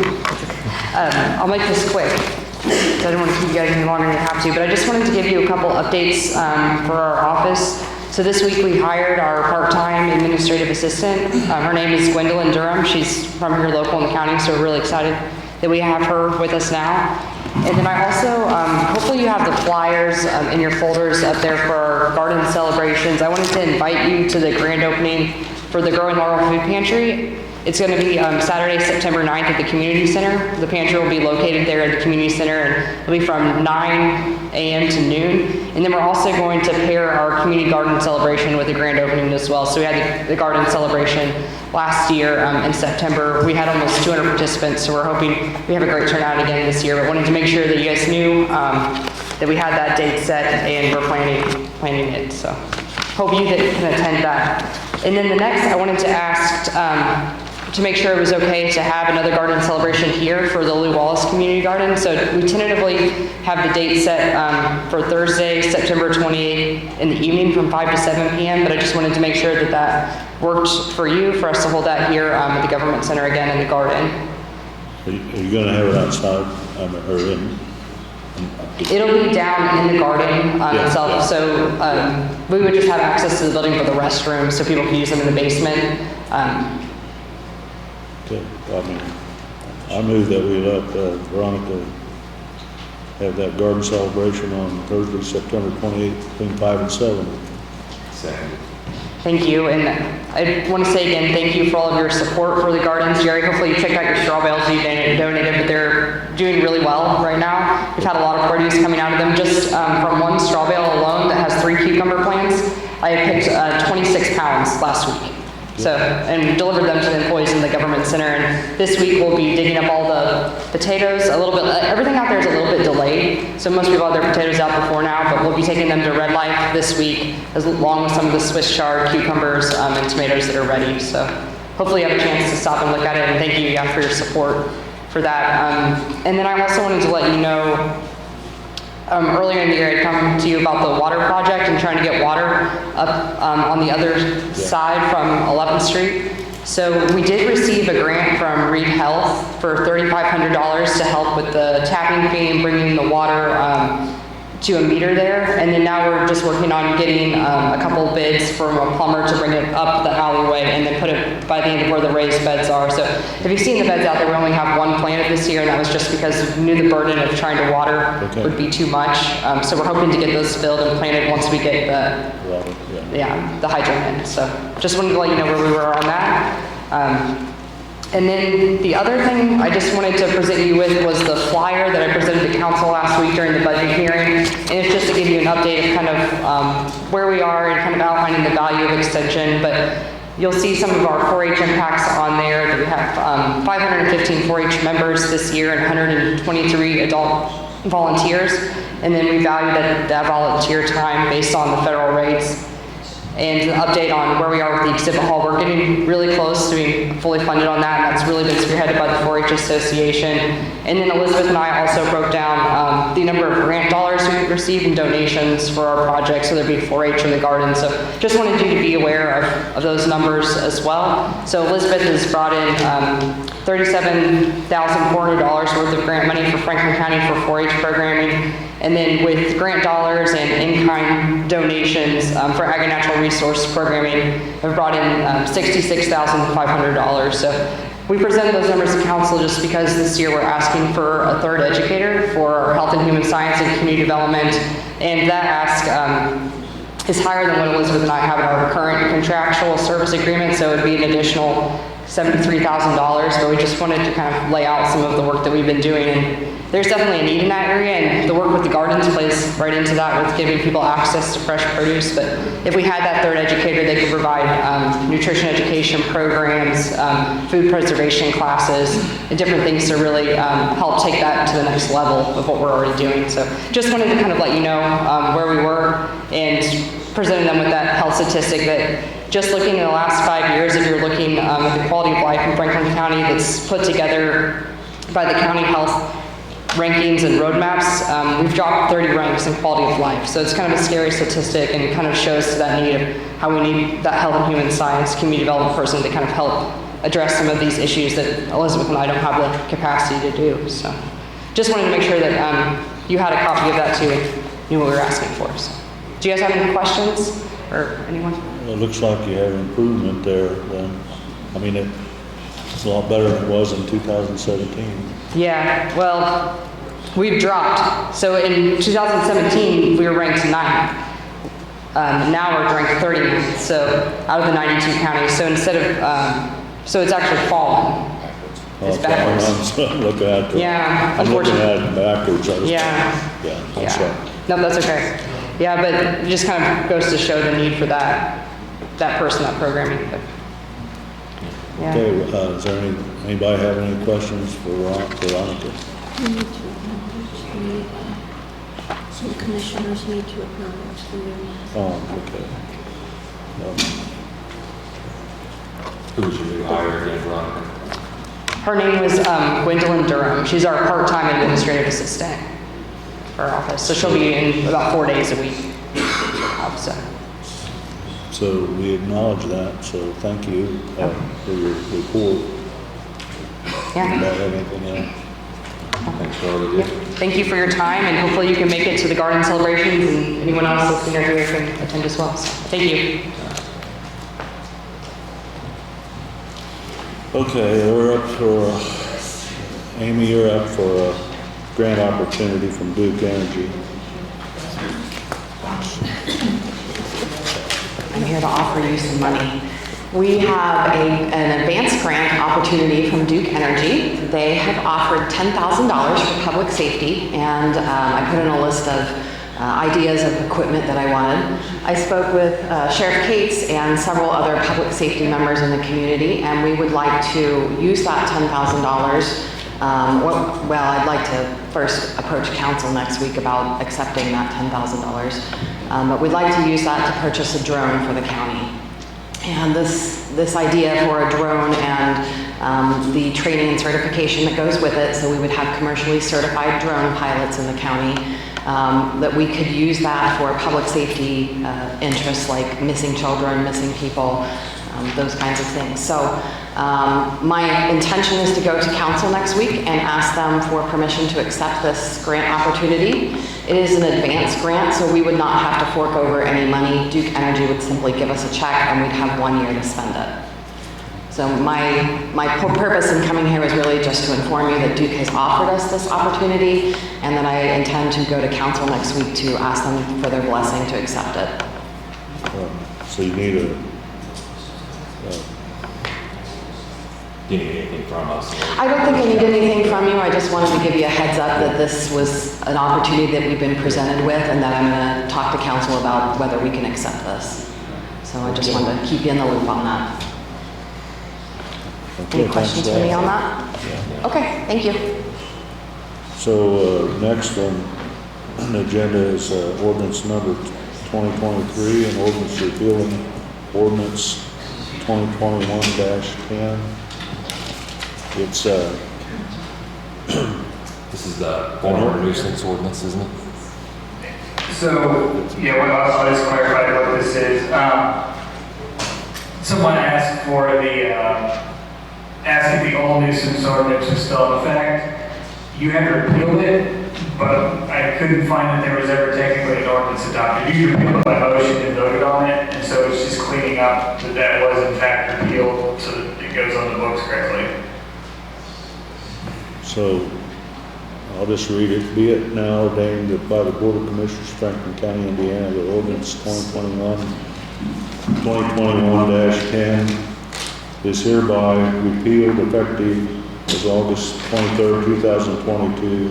The date such ordinance was repealed by motion by the Commissioners. The replacement ordinance 2023-8, adopted June 28, 2023, shall remain in full force and effect, and any other and all prior nuisance ordinances shall remain repealed and replaced, or now hereby repealed and replaced.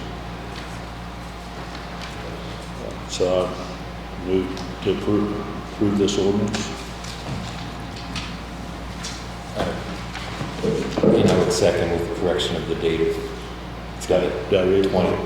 No, you did it very correctly. It's got a date of August 23rd, 2022. It's been April 23rd, 2023. Yeah. That's up here.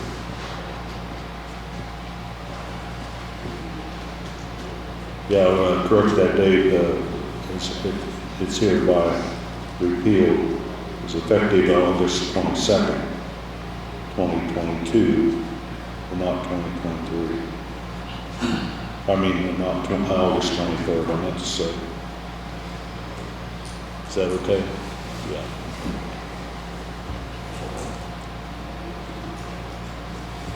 Next on the agenda, we had one, we have, oh, pardon me, we have to sign this.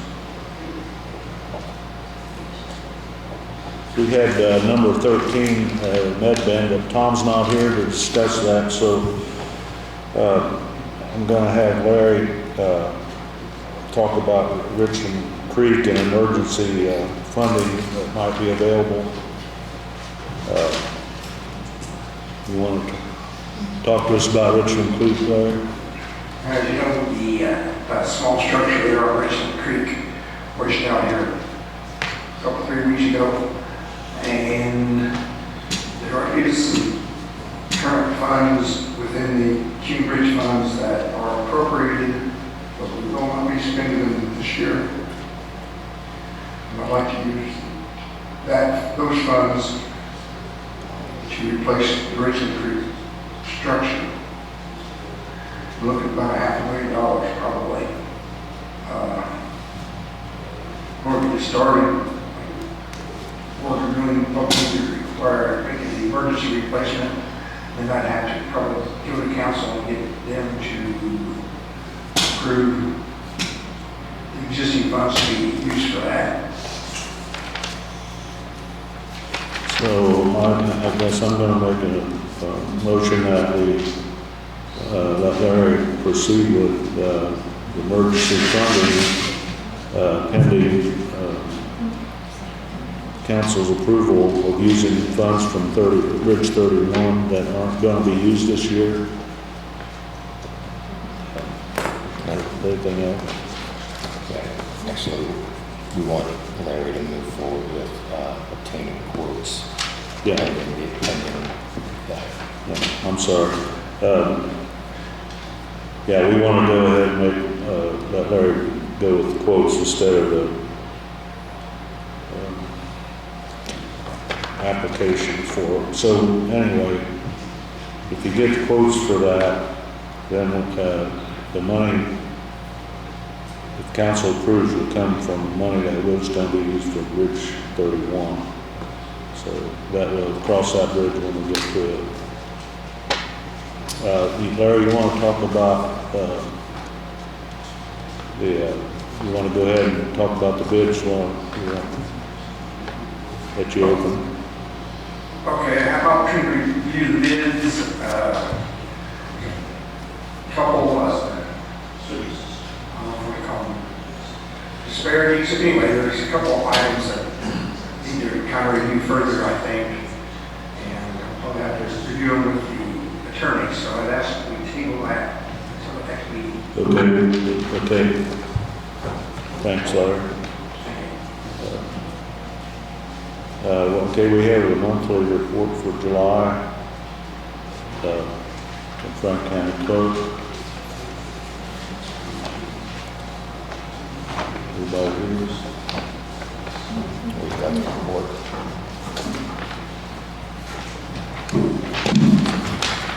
I just make a motion that we receive, or that we accept the report from the Clerk of Circuit Court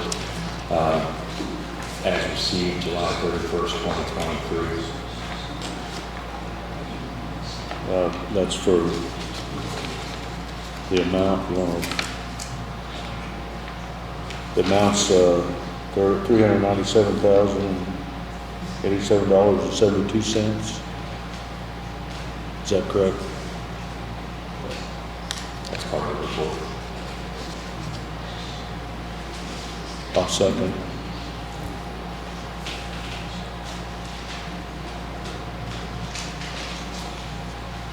Okay, next we have Commissioner meeting minutes from August 9th, 2023.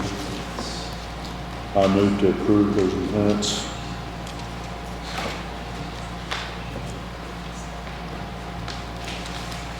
I didn't have a copy of those, give me just a second.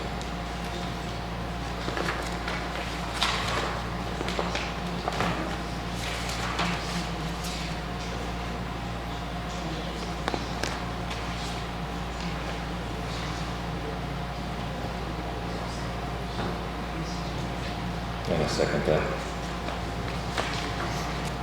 Okay, it's been moved and seconded. Also, we have now on the agenda claims, payroll, and claims and payroll deductions. So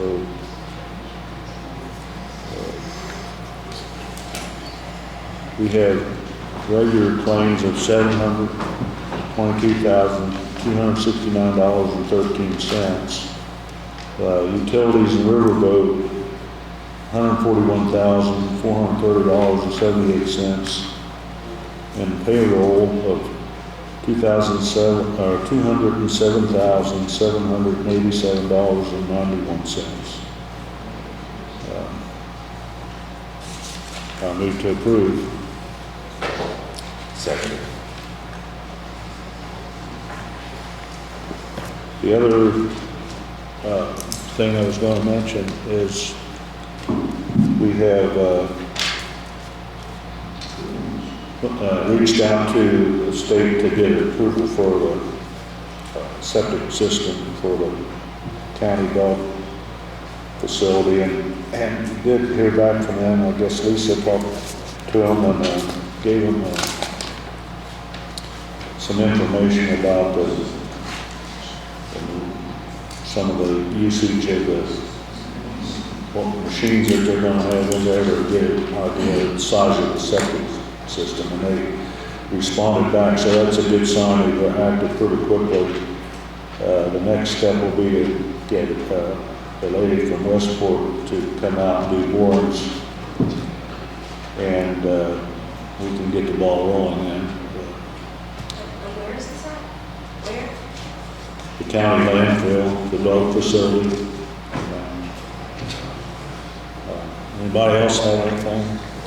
I said one piece of business, Jerry. I wanted to, one big piece of our budget is our $2.5 million ask for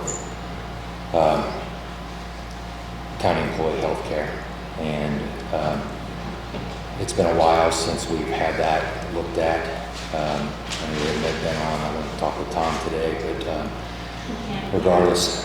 Oh, sorry. I know we haven't been on the schedule, and I wanted to talk to Tom today, but we're kind of up against a deadline here with a September 1st renewal, where I would like to make a motion, Jerry, that... Sorry. Okay.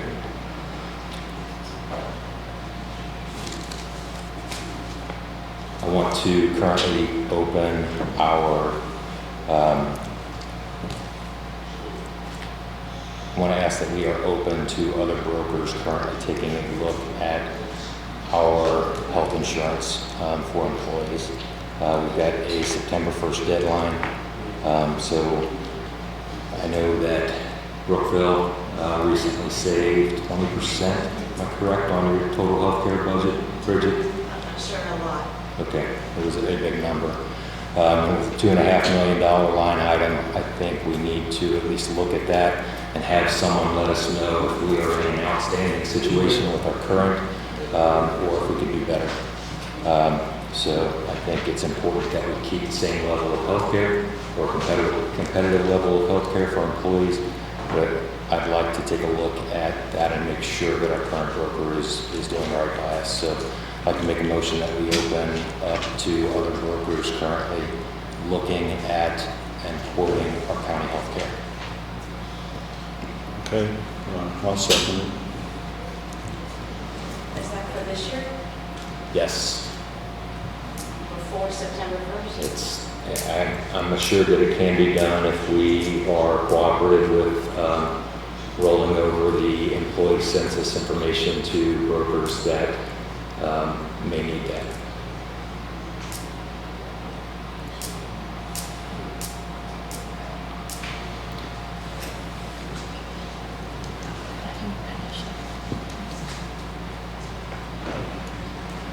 Maybe we could just check and make sure that the claims are okay. I think you have that answer. I think you just have to ask if you have one. We just ask the claims are, I mean. All the claims are in order. Yeah. So I should have asked, Eric, are all the claims in order? Okay. And then that one, Jerry, I just needed you to sign.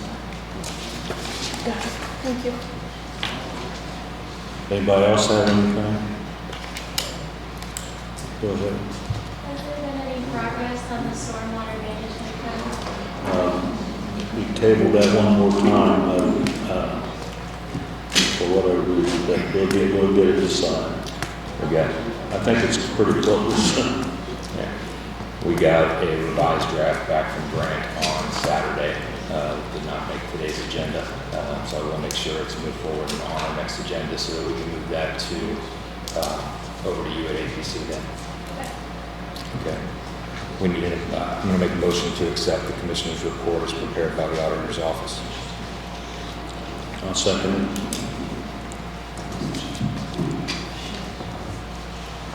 If nobody else has anything, go ahead. I got something.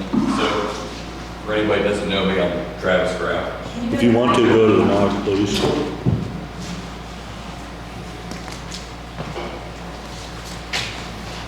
For anybody that doesn't know me, I'm Travis Graff, resident of Franklin County. I live back on Richland Creek, so I was happy to hear something's going with the bridge. My current concern today is that there's been some excavation work done by a property owner just past, I guess it would be where Holland, where you make a right toward Sharps Hill. All that used to have a nice drainage ditch along the edge. It's since filled in. He didn't put any silt fence or any straw bales up. So now every time it rains, all that mud washes out across the road. We only have one way out now. So not only does it dirty up and everybody's vehicles, but it's also a corner where you can't see around. If you're coming around the middle of the road, someone's coming at you kind of fast, it kind of presents a little bit of a safety issue, sliding on the mud. You have to either run in the ditch or get off the road or get stopped and let somebody around. I have called the county about digging it out since it filled back in. It was explained to me that they're not going to do anything with it, that the person that did the excavating wants a culvert pipe changed on Holland, and as soon as he cleans up his mess along the road and restores that ditch line, that he'll put the culvert in for him. So I was also told there was nothing that could be done to force him to clean it out. It was always okay before because he did this a while back, but now that the bridge is washed out, we got one way in, we got one way out. Like I said, you can't see around the corner. Every time it rains hard, it covers, I have pictures of it, it covers the road with mud. So it's kind of a safety and a nuisance. What I can tell you is I talked to Justin, the foreman, and I talked to Dave White, who owns the property, and as far as I know, they made an agreement that he's going to put a silt fence in, and then Justin's going to put the culvert in. As far as I know, that's what it's. Okay. As of a few days ago. Okay, well, that's good. Yeah. But the ditch line still needs to be dug out because as it rains, it's going to run out on the road still until. And I know they just put internet through there and there's a phone line through there. It's been hit a couple times. So it's going to involve, you know, getting locates done and maybe even a vac truck because the phone company trenches in, you know, 6 inches deep. So it's going to be kind of hard to get in there with a piece of equipment. But as long as they know about it and there's something going to happen with it, that's great. They recognized it needed to be cleaned out. He was waiting on the property owner to take care of putting up silt fence or something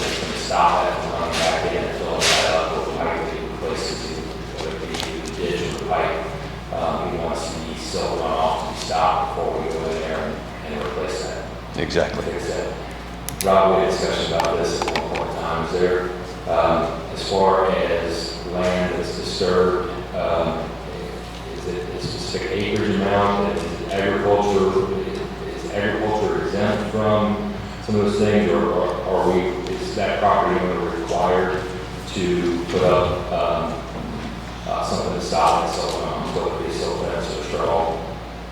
Yeah, I was contacted back in May by the highway department about this complaint, and I worked with the highway department at that point, took some pictures, basically suggested that they reach out to upper level officials within the state to check on this, and as far as the requirement of ground disturbance is 1 acre when it comes to erosion control, formerly Rule 5, but now called CSGP.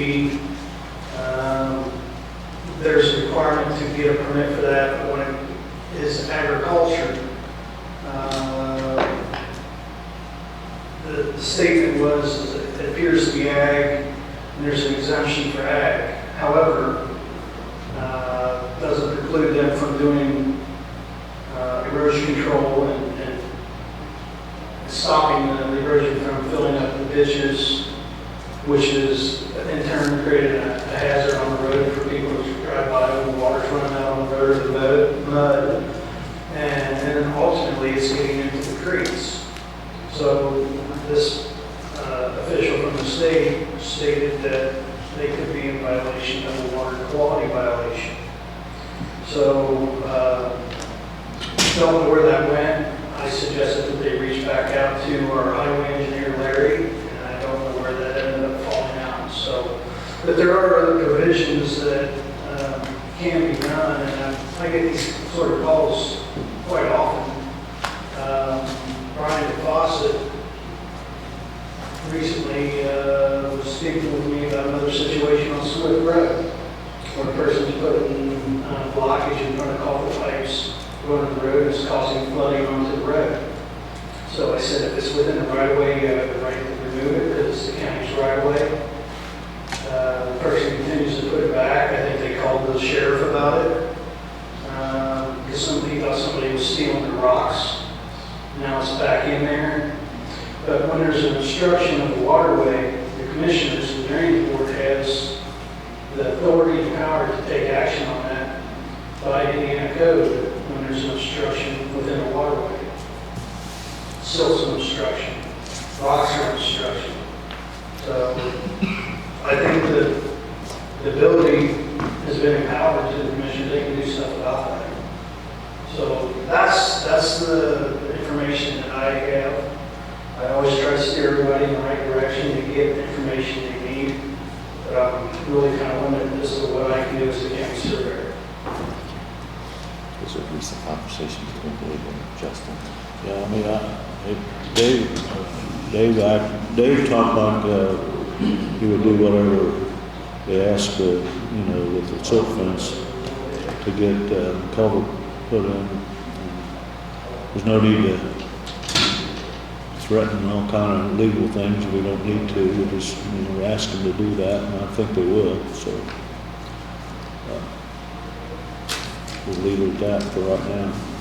That's a recent discussion with Justin and Dave that's covered that, so we can follow up on that and make sure that keeps up his end of the bargain with installing fence for us. Okay, as long as he follows through with it. All right, thank you. Thank you. I'll make a motion to adjourn if nobody has anything else. Second.